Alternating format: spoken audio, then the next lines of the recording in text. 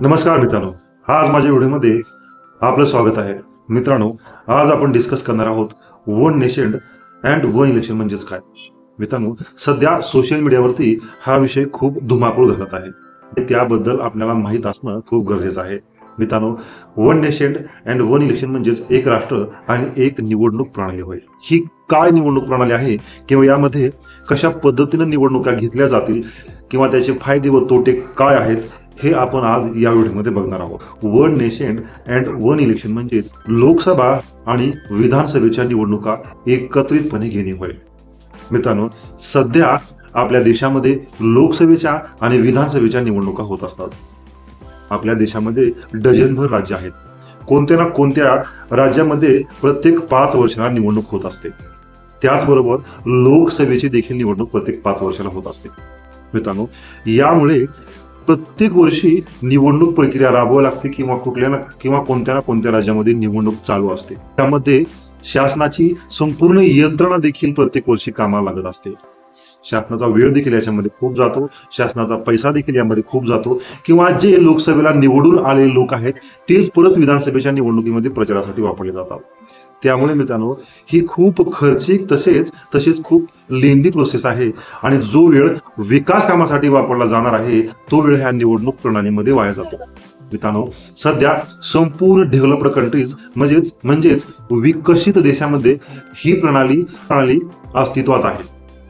मित्रांनो, one nation and one election म्हणजे लोकसभा आणि विधानसभा या दोन्ही निवडणुका एकदाच घेणे आणि पुढील 90 दिवसाच्या ते 100 दिवसाच्या आत म्हणजेच 3 महिन्याच्या आत स्थानिक स्वराज्य संस्था म्हणजेच ग्रामपंचायत, पंचायत समिती, महापालिका आणि जिल्हा परिषदेच्या निवडणुका घेणे.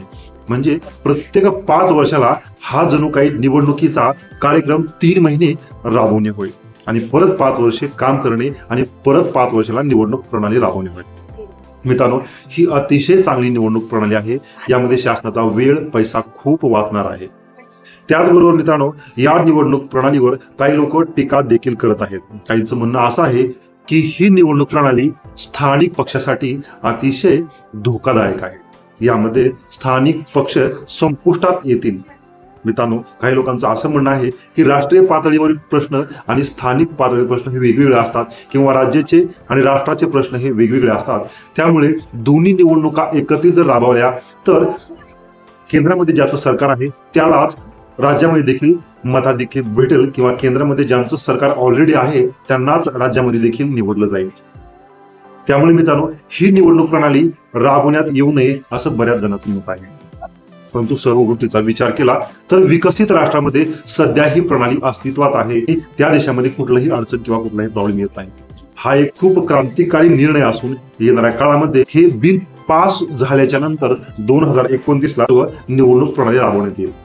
मित्रांनो, काही जणांचं असं म्हणणं आहे की आता यामध्ये ज्या विधानसभेच्या निवडणुका झाल्या आहेत त्या विधानसभा विसर्जित करण्यात येतील. परंतु असं नाही.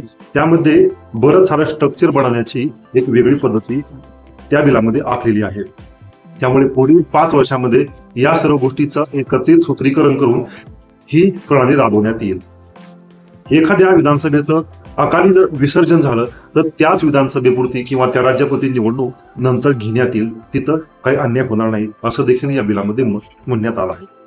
त्यामुळे मित्रांनो, एक राष्ट्र आणि एक निवडणूक प्रणाली ही कन्सेप्ट तुम्हाला समजलीच असेल. आता आपल्या देशामध्ये लोकसभा आणि विधानसभा या दोन्हीच्या निवडणुका त्यांच्या वेगवेगळ्या शेड्यूलनुसार होतात. परंतु या प्रणालीमध्ये या दोन्ही निवडणुका लोकसभा व विधानसभा या दोन्हीच्या निवडणुका एकत्रित होतील. त्याचबरोबर येणाऱ्या 100 दिवसामध्ये म्हणजे 3 महिन्यामध्ये स्थानिक स्वराज्य संस्थाच्या निवडणुका म्हणजे ग्रामपंचायत, पंचायत समिती, जिल्हा परिषद व महापालिकेच्या निवडणुका घेण्यात येतील. असे प्रावधान म्हणजेच one nation and one election. मित्रांनो, या संदर्भात जर तुमची काही शंका असेल तर तुम्ही मला मेसेज करा, चॅनलला फॉलो करा, लाईक करा, सबस्क्राईब